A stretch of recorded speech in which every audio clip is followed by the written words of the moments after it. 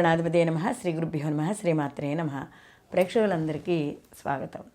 కుజగ్రహ మార్పు. కుజగ్రహ మార్పు 2025 ఏప్రిల్ 3వ తేదీ నుండి 2025 జూన్ 6వ తారీఖు వరకు ఈయన కర్కాటక రాశిలో నీచ స్థానంలో సంచారం చేయడం అనేది జరుగుతోంది.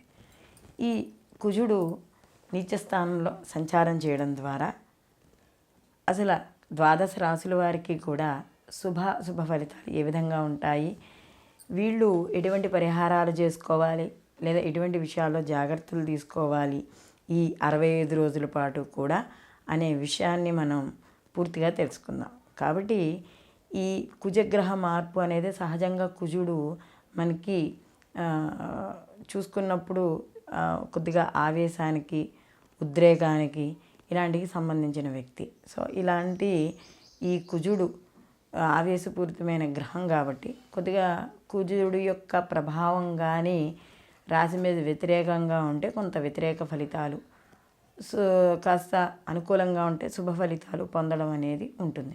కాబట్టి ఈ యొక్క కుజగ్రహ మార్పు వల్ల అంటే గత కొంతకాలంగా ఈయన స్తంభించాడు, ముందుకు వెళ్ళాడు, మళ్ళీ వ్యతిరేక దిశలో వెళ్ళాడు, మళ్ళీ రుజుమార్గానికి వచ్చి ఇప్పుడు నీచ స్థానంలో కర్కాటక రాశిలోకి ఈయన మార్పు అనేది జరగబోతోంది. కాబట్టి దీనివల్ల ఎటువంటి ఫలితాలు ఉండబోతున్నాయి, ఎటువంటి పరిహారాలు చేసుకోవాలి అనే విషయాన్ని మనం తెలుసుకుందాం. కాబట్టి వీడియోని చివరి వరకు చూడండి. మేషరాశి వారికి కానీ చూసుకున్నప్పుడు ఈ కుజగ్రహ సంచారం ఏదైతే ఉందో ఇది చతుర్థ స్థానంలో ఇక్కడ జరగబోతోంది. అయితే ఈ మేషరాశికి రాశ్యాధిపతి కూడా ఇక్కడ మనకి కుజుడే. ఇలాంటి కుజుడు వీళ్ళకి చతుర్థ స్థానంలో ఎప్పుడైతే వీళ్ళకి సంచారం అనేది జరుగుతుందో కొంత వ్యతిరేక ఫలితాలు, ఎందుకంటే ఇక్కడ రాశ్యాధిపతి అయిన అష్టమాధిపతి అయిన కుజుడు చతుర్థ స్థానంలో నీచ స్థానంలో ఈయన సంచారం అనేది జరగబోతోంది. కాబట్టి చతుర్థ స్థానము సహజంగా మనం వాహనం, తల్లి, గృహము ఇవన్నిటి వాటికి చెప్పుకుంటాం. చదువులు, స్థిరచరాస్తులు ఇవన్నీ కూడా చతుర్థ స్థానంలోకి వస్తాయి. అలాగే అష్టమ స్థానం ఆయుర్దాయం అని, ఆకస్మిక ఇబ్బందులు ఇలాంటివన్నీ కూడా వస్తాయి. మరి ఇలాంటి లగ్న అంటే ఈ రాశికి జన్మ రాశ్యాధిపతి ఆయన అయ్యాడు, అష్టమాధిపతి ఆయన అయ్యాడు.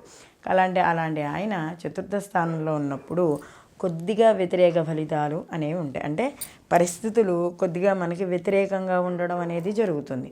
అంటే ఎలాంటి విషయాల్లో, విద్య విషయాల్లో అనుకూలమైన ఉత్తీర్ణత రాలేకపోవడం, స్థిరచరాస్తుల విషయాల్లో జాగ్రత్త, అంటే ఏదైనా కొనేటప్పుడు అమ్మేటప్పుడు కూడా కాస్త జాగ్రత్తగా ఉండడం. అలాగే ఇక్కడ ముఖ్యంగా చతుర్థ భావం అనేటప్పటికీ గృహం, ఇంట్లో ఏదైనా విషయాలు, అనుకోని విషయాలు, ఇబ్బందికరమైన విషయాలు జరగడం లేదా అక్కర్లేని విషయాలు ఏవైనా చర్చకు రావడం ఇలాంటివన్నీ కూడా జరుగుతూ ఉంటాయి. అలాగే చదువుకు సంబంధించిన విషయాల్లో కూడా చిన్న చిన్న ఆటంకాలు లేదా ఏదైనా ఇప్పుడు విద్యార్థులు ఉన్నారనుకోండి, వాళ్ళకి ఏదైనా స్కాలర్షిప్లు అలాంటివి రావాలంటే అలాంటి విషయాల్లోనూ ఇబ్బందులు కలిగే అవకాశం అనేది ఎక్కువగా మనకి కనబడుతోంది.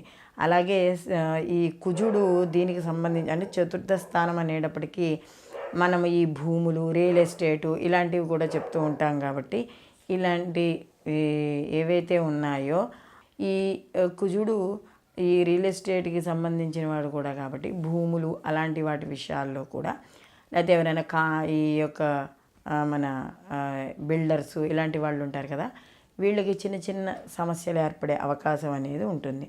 అలాగే గృహంలో మార్పులు, చేర్పులు, ఏమైనా రిపేర్లు చేయించడం, ముఖ్యంగా భూమికి సంబంధించిన అంటే ఇప్పుడు రైతులు, వ్యవసాయదారులు ఇలాంటి వాళ్ళు కాస్త జాగ్రత్తలు వహించుకోవాలైనా పెట్టుబడులు పెట్టేటప్పుడు కానీ, లేదా ఏదైనా మార్పు తేవాలి, ఏదైనా కొత్త పంట వేయాలి, అలవాటు లేని పంట, కొత్తగా ప్రయోగాత్మకంగా ఏదైనా చేద్దాము అని అనుకునేటప్పుడు ఇలాంటి విషయాల్లో కాస్త ఆచితూచి వహించాలి. అలాగే అష్టమాధిపతి కూడా అయ్యాడు కాబట్టి ఆల్రెడీ ఏమైనా కోర్టు కేసుల్లో ఉన్నవాళ్ళు కావచ్చు, లేకపోతే ఆస్తిపరమైన విషయాల్లో కావచ్చు, లేకపోతే గత కొంతకాలంగా పని అయిపోతుంది కోర్టుకు సంబంధించిన విషయాలు అనుకుని ఇంకా కొద్దిగా ముందుకు ప్రొలాంగ్ అవ్వడం ఇలాంటివన్నీ ఉంటాయి. అలాగే చేసే పనుల్లో కాస్త మందత్వం, నెమ్మదిగా పనులు సాగడం, ఫలితం వెంటనే రాలేకపోవడం ఇలాంటివన్నీ కూడా ఉంటాయి. కాబట్టి ఇక్కడ ముఖ్యంగా ఈ మేషరాశి వాళ్ళు ఈ కుజ ప్రభావం ఏదైతే ఉందో చతుర్థ స్థానంలో నీచ స్థానం అందులో, కాబట్టి ఈ సమయంలో తప్పనిసరిగా వీళ్ళు